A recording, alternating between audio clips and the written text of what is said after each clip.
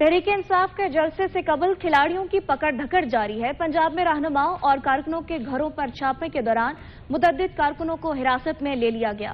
لاہور کے مختلف راستوں کو کنٹینرز لگا کر بند کر دیا گیا۔ پولیس نے رحیم یار خان کے مختلف علاقوں سے پی ٹی آئی کے 50 سے زائد کارکنان گرفتار کر لیے، جبکہ ملتان میں پی ٹی آئی رہنما جاوید انصاری کے بیٹے سمیت 26 کارکن گرفتار کر لیے۔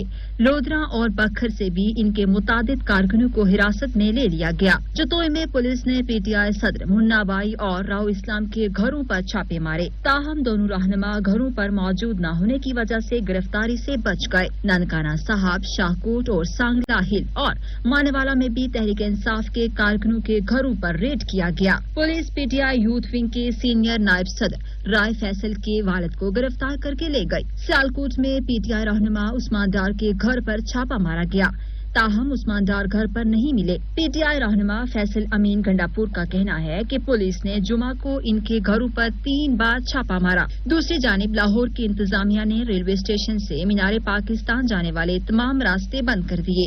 شاہ عالم مارکیٹ چوک، بانسا والا بازار چوک پر دونوں اطراف کنٹینرز لگا دیے گئے۔ لاہور کے داخلی اور خارجی راستوں کو بھی کنٹینرز لگا کر بند کر دیا گیا ہے۔ راوی پل بند ہونے سے شہریوں کو شدید مشکلات کا سامنا کرنا پڑ رہا ہے۔